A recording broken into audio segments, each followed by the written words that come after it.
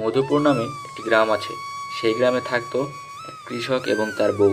তারা ছিল অনেক গরিব। একদিন হলো কি, এই যে শুনছো, এভাবে আর কতদিন না খেয়ে থাকতে হবে তুমি বলো? ঘরে একটা চালের দানা পর্যন্ত নাই যে ভাত রান্না করবো।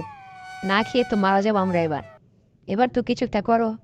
হ্যাঁ গো গিন্নি, আমিও তো এটাই ভাবছি, কিছু একটা করা দরকার। না হলে তো আমরা না খেয়ে মরে যাব। যে গরম পড়েছে, এই গরমে কি করা যায়, কি করা যায়। এই তো বুদ্ধি পেয়েছি, একটা শরবতের দোকান দিলে কেমন হয়? রাস্তার ওই মোড়ে অনেক মানুষ চলাচল করে, তারা হয়তো শরবত খাবে। তাহলে আমি এক কাজ করি, শরবতের দোকান দিয়ে দিই, কি বলো? হ্যাঁ, হ্যাঁ, হ্যাঁ, এটা তুমি ভালো বলেছো। গরমের সময় শরবতের ব্যবসা করলে অনেক ভালো হবে হয়তো। তাহলে তুমি এটাই করো, দেখো কি হয়।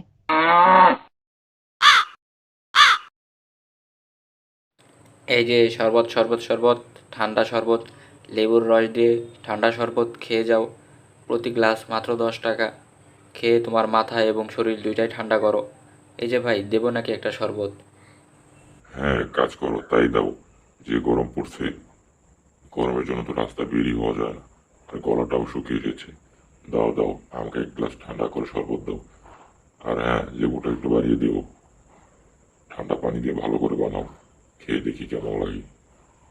এই তো ভাই, আপনার জন্য শরবতটা বানাচ্ছি, ভালো করে ঠান্ডা পানি আর লেবু দিয়ে। খেয়ে যা মজা পাবেন, কি বলবো। এই নেন, শরবত রেডি হয়ে গেছে। খেয়ে বলেন এবার কেমন হয়েছে। অ্যাঁ, অ্যাঁ, অ্যাঁ। খান ভাই খান, আস্তে আস্তে খান।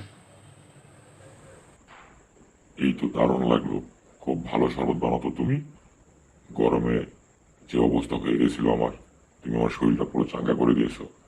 খুব ভালো হয়েছে শরবত। এই যে দাদা ভাই, আমাদের দুজনকে 2 গ্লাস শরবত দিন। এই গরমে একটু চাঙ্গা হই, তাড়াতাড়ি দেন। দাঁড়ান, দুইজনকে একটা স্পেশাল শরবত বানিয়ে দিতেছি, খেয়ে বলেন কেমন হয়েছে। এভাবেই কৃষকটি শরবত বিক্রি করে অনেক জনপ্রিয় হয়ে ওঠে এবং অনেক টাকা ইনকাম করে। এরপর সে 2 তলা বিশিষ্ট একটি বড় বাড়ি করে এবং বউ নিয়ে সুখে শান্তিতে বসবাস করে থাকে। কাক কিছুদিন পরে তার বাসায় বসে ঝিমাচ্ছিল আর বলছিল যে আজ কাকে বোকা বানানো যায়, গিয়ে দেখি। কতদিন হলো ছানা খাই না, আজ বনে যাই, গিয়ে দেখি কাকে বোকা বানায়। এটা বলার পরে কাকটি বনে উড়ে গেল। কাকটি উড়তে উড়তে দেখতে পেল একটি টুনি এবং টুনির 2টি ছানা বসে আছে এবং টুনির হাতে একটি লাঠি। আরে ওই তো টুনি এবং টুনির 2টি ছানা বসে আছে দেখছি, যাই টুনিকে বোকা বানাই। কাকটি টুনির বাসার সামনে গিয়ে টুনি এবং টুনির ছানাদের প্রশংসা করতে লাগলো। আরে টুনি বোন, অনেক দিন হচ্ছে দেখা দেখা সাক্ষাৎ হয় না, তা ছানাগুলো তো একদম ওদের বাবার মতনই হয়েছে। হ্যাঁ, তা তো হবেই, বাবার ছেলে তো বাবার মতন হবে না তো কার মতন হবে শুনি? তা বোন, তুমি লাঠি হাতে বসে আছো, কাউকে মারবে নাকি?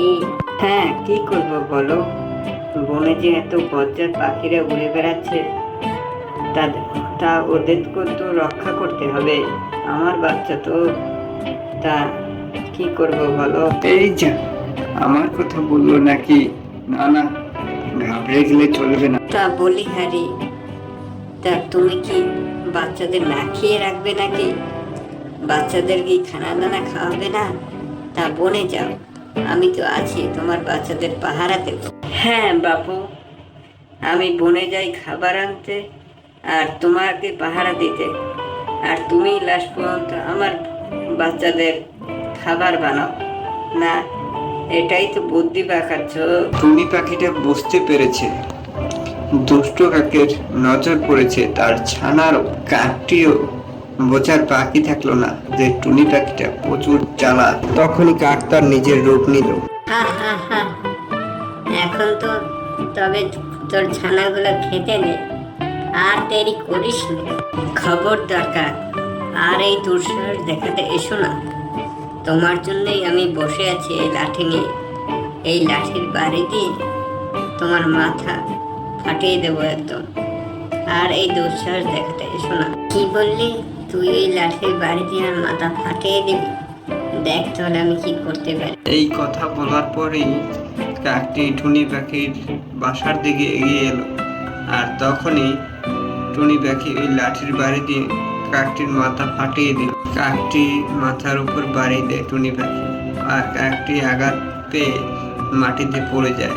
আর তখনই বলে কাকটি, টুনি, তোর ওই ছানা দুটোকে আমি খেয়েই ছাড়বো, এই বলে দিয়ে গেল। তারপরে কাকটি উড়ে চলে গেল আর ভাবতে লাগলো ওর ছানা দুটোকে কিভাবে খেতে পারবো আর কিভাবে খাবো। টুনি পাখি